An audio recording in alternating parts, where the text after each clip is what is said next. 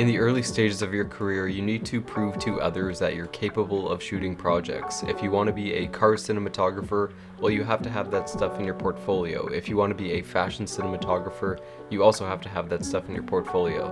Whatever avenue might interest you, it's important to have that stuff on your reel and on your website. No one is going to hire you for something you haven't done before. That's just the way the industry works, and you can't expect these jobs just to land in your lap. That's where spec work comes into play.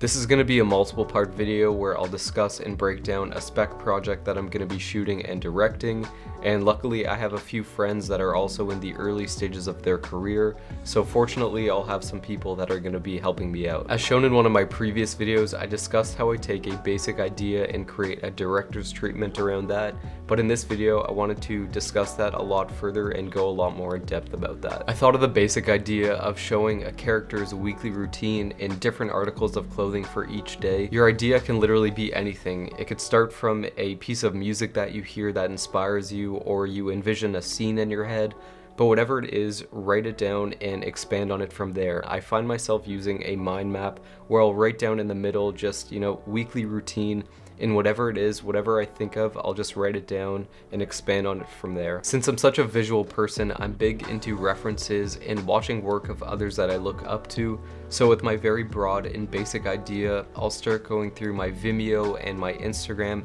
and just start collecting imagery that I think is inspiring and stuff that I could picture fitting for this piece. For my conceptualizing of my idea, I'm huge into Milanote because it acts as a blank piece of paper, and if you're someone like me with ideas kind of all over the place, you can add drawings, links, music, pictures, all that kind of stuff, and it just helps you really nail down your idea. So with all the images collected, I'll go ahead and dump them into a Moodboard folder on Milanote, and from there it's great because now you have a great starting point for a visual representation of the thing you want to create.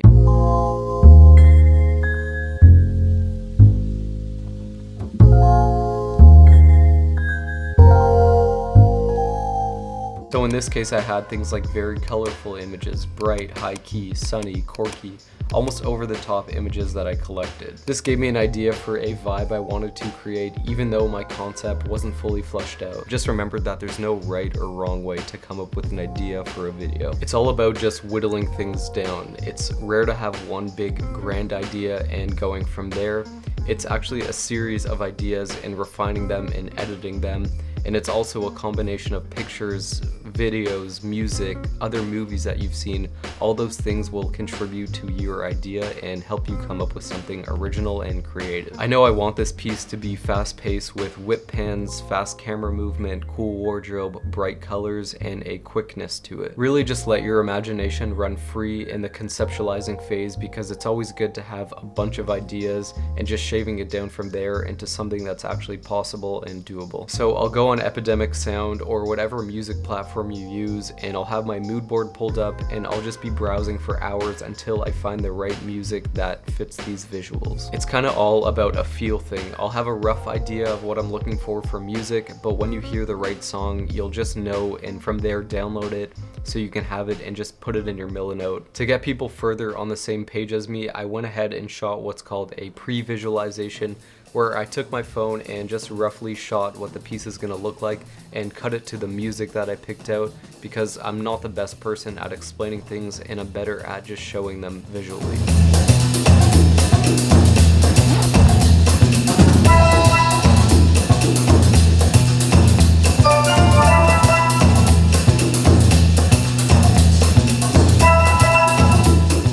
From here, I try to think of some locations I could use, and in this case, it's important not to skimp out on a location because of how much production value it can add. Now, I found a location for my video, but it's kind of expensive, but I know that location is everything and it's really gonna pay off in the end. Specs are an investment in yourself to get future work, which is why it's important to get good locations and pay for them if you have to, because it's gonna look like a bigger budget shoot than it actually was. Remember, anything in front of the camera is gonna add production value. I see it so many times where people shoot specs and they put all their money into camera and lighting gear, and they end up shooting it in a boring white room with no set dressing. Just keep in mind that location and art direction is equally, if not more important than camera and lighting. So after all these ideas, I went ahead and put some images into a color palette picker. This way I could show my art director the sort of color palette I wanted to work with for this piece. I know this all seems like a lot of work for a spec project, but it's always good to be over-prepared than under-prepared, and it's also going to make you look a lot more professional to your collaborators. I also wanted to mention, if you're going to make a spec project, don't make one for Nike or Adidas because that market is so oversaturated and these companies have millions of dollars to throw into ad campaigns, and I just feel like the bar is set so high for their real commercials that if you were to shoot a spec project for them, it's not going to look like the real commercial, and that's kind of the whole point of spec projects. You want it to look like a real commercial. So to wrap this all up, think smaller first and come up with your idea first, and then think about what brand you can attach to that idea and project. 3, 2, 1, action. Yeah, that's looking good, thanks. It's fucking hectic, dude. Just bombarded with questions. So there comes a point in your career in filmmaking where you feel like you need to take a leap and start transitioning your career. And I know I'm capable of shooting my own project, so I decided to take a leap and put some money together and shoot a spec project. A lot of people on YouTube like to talk about the sexy stuff of filmmaking, the lighting, the camera, the shoot, and like so on. But before those things are ever executed, you need to come up with a good game plan, and that's where pre-production comes in. So let's go back a bit. I want to shoot a fashion piece where we witness a character in multiple different articles of clothing in small vignettes. So it's officially 1 week before the job, and we put out a casting call to find the right person for this job. I have to admit, some of the applications are pretty rough because obviously it's a low-paying job. But yeah, fingers crossed for now. Yeah, go ahead.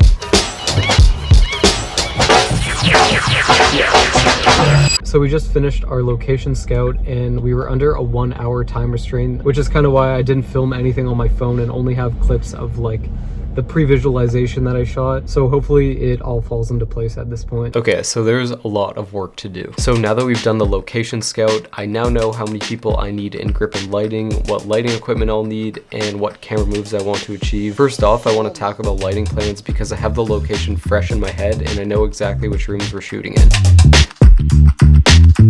So I purchased a set called Film Set Objects. It's a bunch of PNGs, and I can be super specific with my crew with what lights we're going to be using. What I usually like to do is start by building the room, for example, the windows and like the main components like the bed. I'll also add where the camera is going to be because it gives people an idea for what direction we're going to be facing. So now I'm going to add the lighting. We're going to be using a 1200D. So I'll go ahead and do that for all the rooms, add it to the Milanote, and print it off for them as well.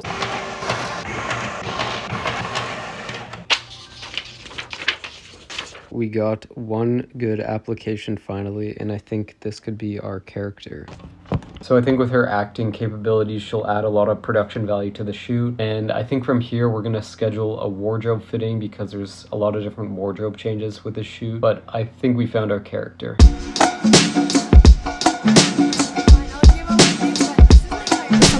Are you feeling sparkly? Oh yeah. Oh yeah. How are you feeling? Oh, I'm feeling great. It'll go well. It'll go great. Oh yeah. Now it's just a matter of storyboarding this thing so we have a shooting order. So I'm here in Milanote, and what I'm gonna do is start a filmmaking storyboard. So with my pre-visualization I shot at the location, I'm just gonna go ahead and screenshot them. And for example, this is the start of my shot, and I'm just gonna screenshot this whole image. What I'll do, I'll drag both of them in, and I'll just write a description. So that's our scene 1, and it's super helpful to shoot one of these. So I'll go ahead and do that for all the rooms. This is what it looks like when it's all done, and just adding descriptions and like putting arrows to show that the camera's pushing in. So with all that out of the way, Gabby, my producer and AD, will create a schedule based on how long it'll take for each room to set up and shoot. Remember, if you want your shoots to go smoothly, it's all about this preparation process, and that way you've done all your groundwork, and on the shoot day it's just a matter of capturing it. But at this point, I've done all the prep work I can possibly do, and now it's time to shoot this thing and see how it goes. 3, 2, 1, action. Honestly, I kind of like it.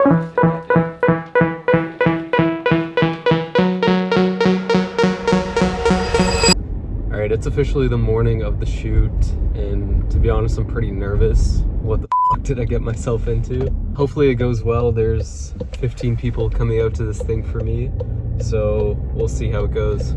The idea is fairly simple. I want to show a character in different articles of clothing for each day while we film different acts in her extravagant house. If you'd like to see more about the creative, then I'll link the video somewhere above here. As for the technical stuff, we use my Canon C200 with Nikon AIS primes, and we had my friend Mike doing the Steadicam opping, and we also rented a package truck from my local rental house, which came with a bunch of aperture fixtures, grip equipment, and we also utilized these light bridge reflectors. Initially at the start of the day, it takes a bit of time to find your footing, so right away we fell 45 minutes behind, so already the pressure was on. I knew that was gonna be a problem. So yeah, I should have something in there. Yeah. Okay. Cut. Fucking hectic, dude. Just bombarded with questions. But after a few takes, things started to go more smoothly, and we found a rhythm that works. We should be minutes away.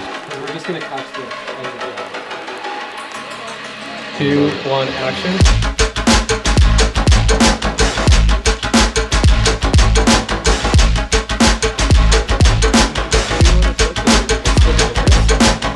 Yeah, that was it. We got this, guys. After that is his desk, so I want you to tell people what to do with lighting what. 100%. Cinematography.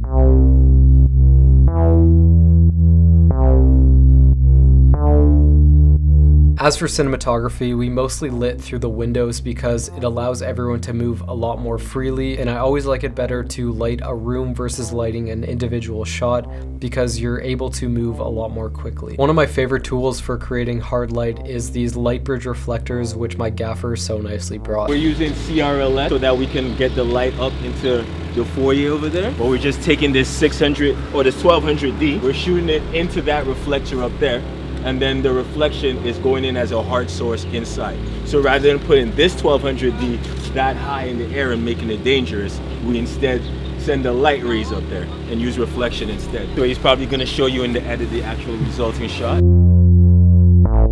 They're basically a set of mirrors with different sizes and different strength of diffusion to create different qualities of light. It allowed us to light into the second floor because we would put a light bridge reflector really high up on a stand and have a fixture on the ground level pointed up into the reflector. Yep, hold it there.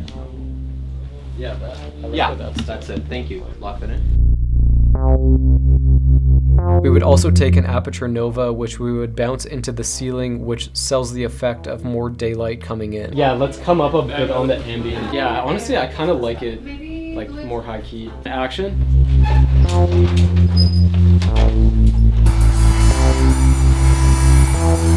So we shot this entire project on just one lens, the Nikon 20mm AIS lens. I wanted our world to feel as big as possible, and I wanted our camera moves to feel as drastic as possible. Location. When shooting specs, people often forget that things in front of the camera add a lot of production value. It's not always about camera and lighting. I wanted to shoot in a great location because things like that add a lot of production value. I came across this really cool location in Toronto called the Darling Mansion, but it wasn't cheap. It came with a hefty price tag of $200 an hour, but after showing people the final result, the first thing they always say is something about the location, so I feel like it paid off in that respect. The location also did a ton of heavy lifting in terms of production design and art direction, because there was a lot of cool things to work with already. It was just a matter of taking some things away and making it our taste. And then we'll put something over top and cover it with pillows.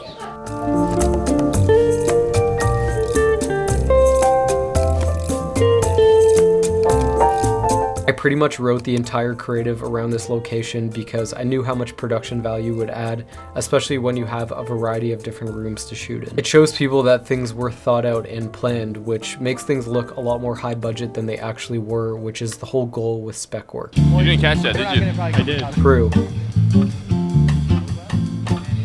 I worked in the lighting department for 3 years now, so I built up a good network of people and a good network of friends, which is why I was able to get so many people to come out and help with this one. When you're trying to move up the ladder, it's really all about the network of people that you know. I offered a very small honorarium, which gave them a very small incentive to come out and help with this one, but by no means did anyone come out to this project for money.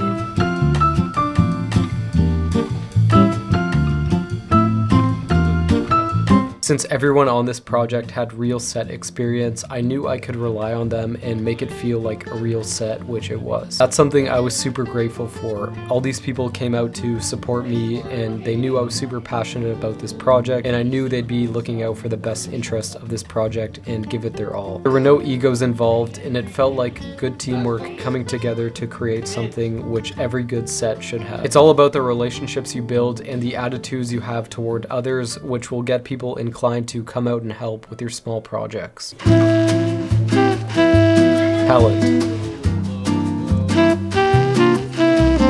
When our actor Hannah sent her application for this project, I knew right away she'd be the perfect fit because of her experience level. I feel like that's also something that gets heavily overlooked when shooting spec projects, is having a good actor, because people don't realize how much production value that can add. Since it was pretty much my first time directing talent, Hannah was amazing to work with because of her experience level, and things were pretty straightforward. Directing talent was one of my favorite parts of this whole shoot because I had to describe what I was hoping to get and express the actions I was hoping to get as well. Give me like a funny reaction, like, ooh. Great, fuck yeah. You guys can go like opposite of each other. Yeah.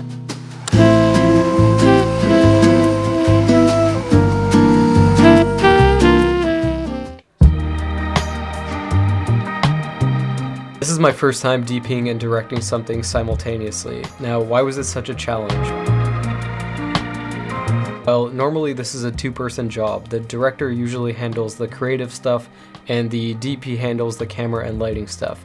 Put those two things together and you've got double the amount of stress. Very quick lighting tweaks. Let's do one more rehearsal, and then I just want to finesse lighting a little bit. Okay. Since I'm primarily focused on being a DP, lighting is super important to me, but since I also had to direct and steer the ship on this one, I couldn't primarily focus on lighting. That was probably the hardest part with this whole thing, was balancing DPing and directing. That's it. That's a wrap, everyone. Say it louder. Fuck yeah.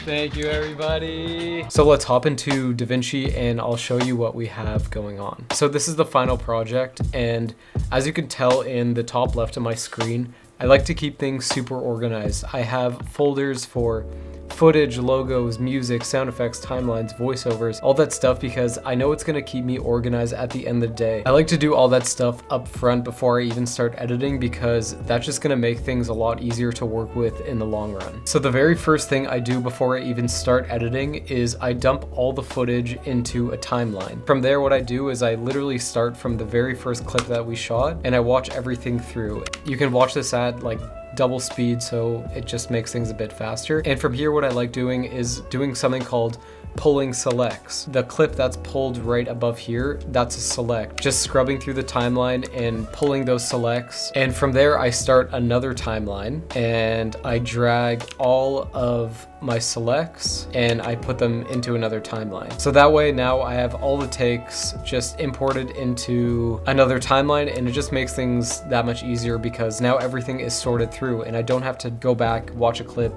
take a little part of it. Now everything is in a timeline and it just makes things that much easier. And yeah, watching everything through really sucks at the beginning, but it's only gonna help you in the long run and keep you more organized, which that's what editing is all about, just staying organized, knowing where everything is, especially when you get into the flow of things. You don't wanna have to try to be searching for something. You know exactly where it is if you do this kind of process of making selects. Another thing I like doing after I've made my selects is putting my Rec 709 conversion LUT on all my footage, because I can't stand editing a project in log. So I'll just go to Canon LUTs. This is shot on my C200, and I'll just add the conversion LUT, and it just makes it a little less flat.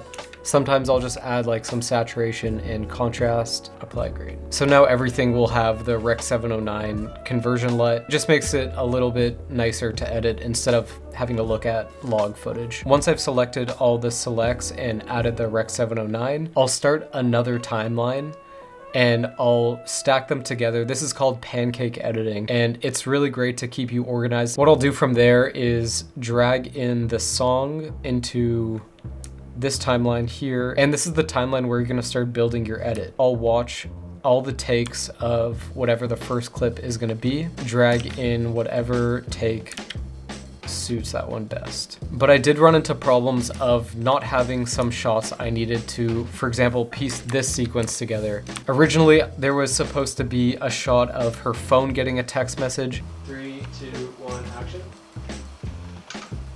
My workaround to that was to look up tutorials on YouTube of how to create this text bubble. I had no idea how to use Fusion, but like that's the fun part about editing. You run into little bumps along the way and you have to kind of problem solve around that. So I learned how to use the Fusion tab and I was able to create this little text effect there. I'll leave a link to where I got the tutorial from. And this turned out to be actually one of my favorite shots. And of course I had to add a little cameo of myself in there just to put my little stamp in there. So I'm the one texting the character with my beret on. So as you can see, this song has a few cuts, and that's because I had to chop up the song. And if I didn't do that otherwise, the song is just way too stagnant. It doesn't really have that climax like it does right here. This is the before of that. I wanted the piece to be more amplified, so I found a part of this song that it picked up a little bit more, and I think it just takes away stagnancy and really moves the piece forward. And then there's another cut of the song over here.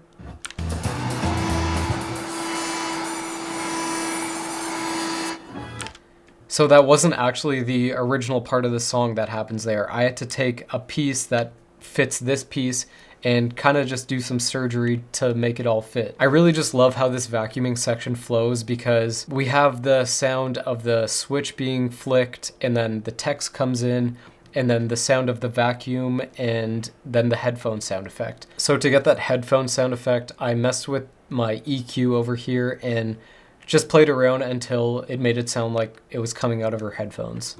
And it just kind of makes it seem like she's in her own world. And I feel like if I didn't do that, otherwise the piece would just be stagnant. You know, you kind of want ups and downs. It also gives the audience a break from the song, and it kind of puts us in her own world. And then we get to the climax of the video, or the hero shot. And since the music climaxed like in this part of the video, I had to find a way to kind of bring the video back down, and I decided to try that headphone effect again. Kind of adds that like comedic element to it. She's like in her own world again, kind of like the vacuuming sequence.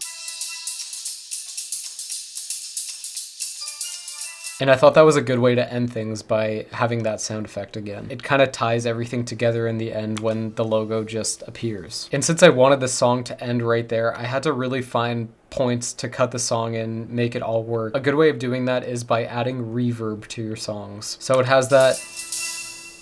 If we take away the reverb, let's say we just drag out the song and try to fade it out.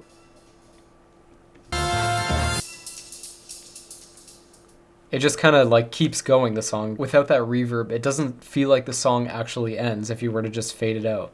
So that's why it's always good to end your songs with reverb, because it really makes it seem like the video is coming to an end. I tried to get a voiceover done for this video because I thought it would suit it, but you could just see for yourself.